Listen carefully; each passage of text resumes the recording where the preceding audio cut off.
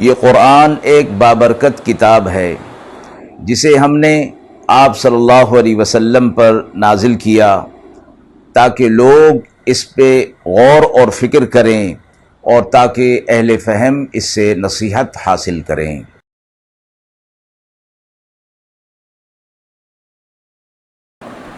بسم اللہ الرحمن الرحیم۔ السلام علیکم ورحمۃ اللہ وبرکاتہ۔ ناظرین کرام، درس قرآن مجید کے آج کے اس پروگرام میں ہم سورۃ الجاثیہ کی آیت نمبر 27 تا آیت نمبر 37 کے حوالے سے موصول ہونے والے سوالات کی روشنی میں تفسیر بیان کریں گے۔ آیت 27-28 میں آسمانوں اور زمین کی بادشاہی کا ذکر کیوں کیا گیا ہے اور اس سے قیامت کے دن کے بارے میں کیا پیغام دیا گیا ہے۔ آیت 34 تا 37 میں اللہ تعالیٰ کے ساتھ کیے گئے جھوٹے دعووں کا رد اور مومنوں کے لیے اللہ تعالیٰ کی بڑائی بیان کی گئی ہے۔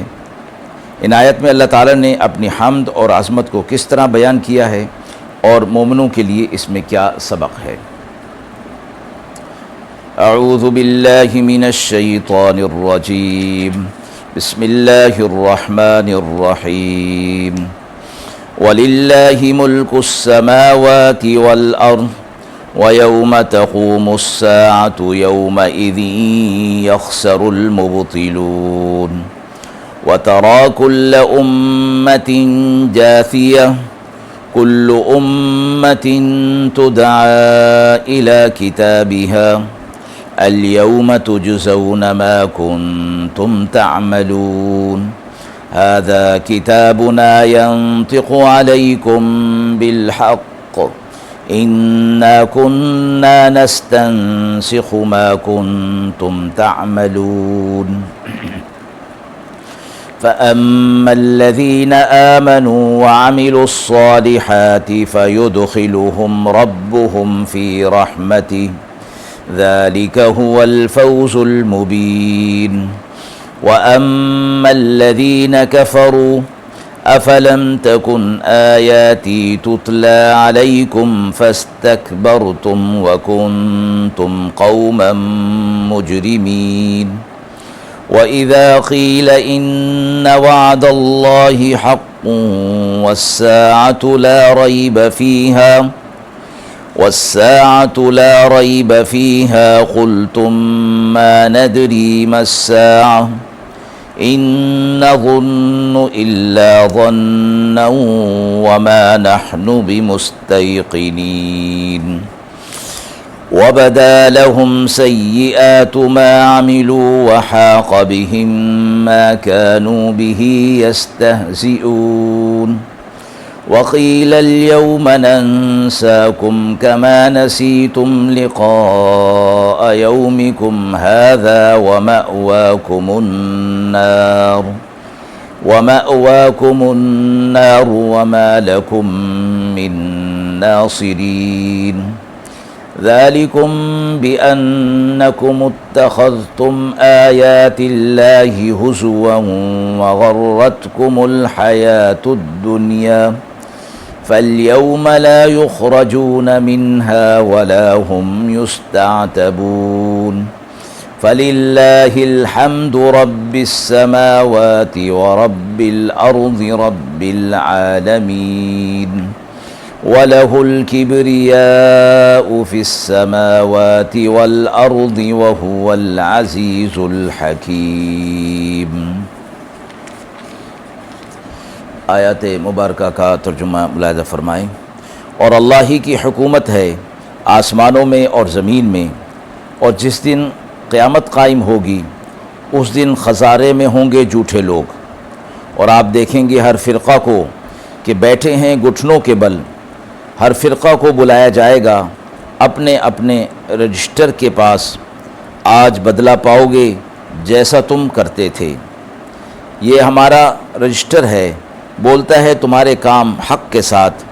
ہم لکھواتے جاتے تھے جو کچھ تم کرتے تھے۔ سو جو لوگ ایمان لائے اور انہوں نے اچھے اعمال کیے، اللہ انہیں داخل کرے گا اپنی رحمت میں، یہی واضح کامیابی ہے۔ اور جو کافر ہیں، کیا تم کو سنائی نہ جاتی تھیں میری باتیں،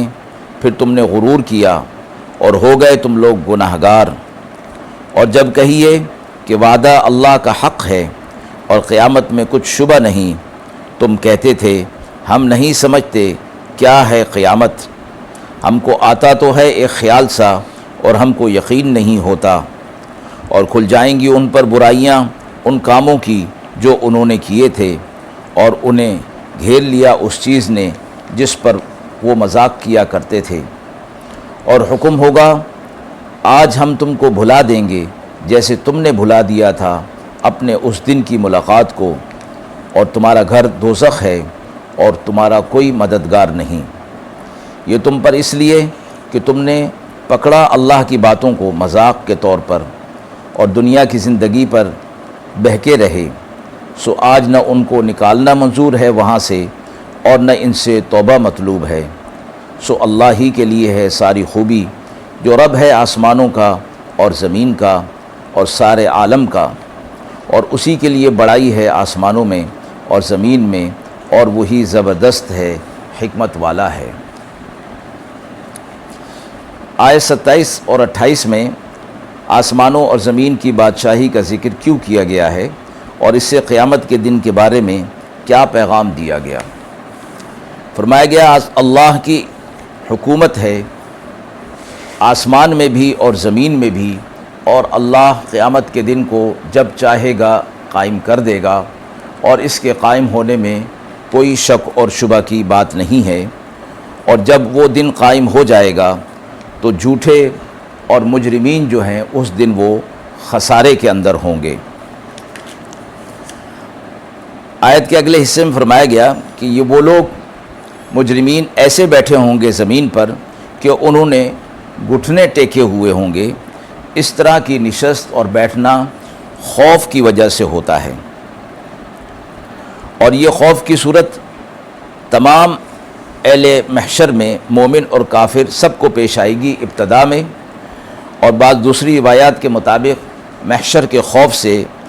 مومن انبیاء اور صلحاء کو مستثنی قرار دے دیا جائے گا۔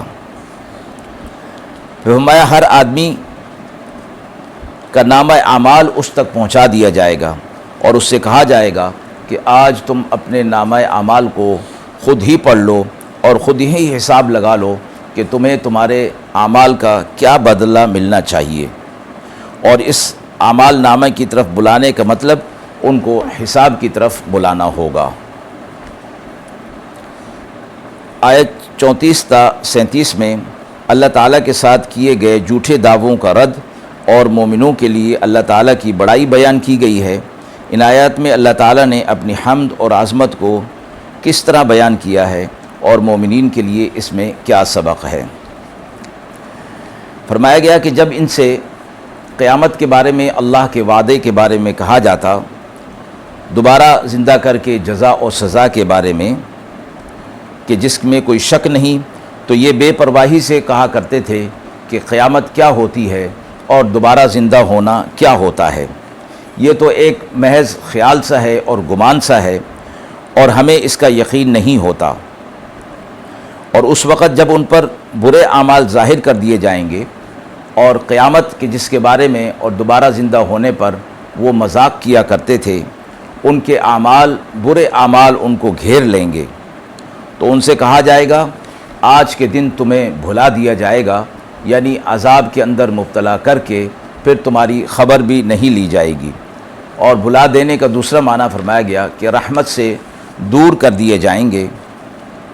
اور کہا جائے گا جیسے تم نے ہمیں بھلا دیا تھا اور اس قیامت کے دن کو بھلا دیا تھا، اس لیے آج تمہیں بھی بھلا دیا گیا، اور تمہارا ٹھکانہ جہنم ہے، اور یہاں تمہاری کوئی مدد نہیں کی جائے گی۔ یہ سزا اس لیے کہ انہوں نے اللہ کے ساتھ مذاق اڑایا تھا، اللہ کا مذاق کیا تھا کہ اللہ نے انہیں آخرت کی زندگی کے بارے میں بتایا، قیامت کے بارے میں، اور فرمایا کہ تم دنیا کی زندگی پر ہی مطمئن ہو گئے اور اسی کے ہو کر رہ گئے، اسی میں مشغول ہو گئے اور آخرت کو بھلا دیا، اور آج نہ انہیں دوزخ سے نکالنا منظور کیا جائے گا اور نہ ان کی توبہ اور کوئی عذر معذرت قبول کی جائے گی۔ اور اللہ تبارک و تعالی آخر میں یہ فرما دیں گے کہ اللہ ہی کی ملکیت ہے، آسمانوں میں زمین میں ساری تعریف اللہ کے لیے ہے۔ مراد اس سے یہ ہے کہ اس کے مقابلے میں جو اللہ کے نیک بندے ہوں گے وہ اللہ کی رحمت کے اندر ہوں گے، اور اللہ کی بڑائی ہے کہ اللہ نیک بندوں پر اپنی رحمت اور فضل فرماتا ہے، وہ زبردست ہے، حکمت والا ہے۔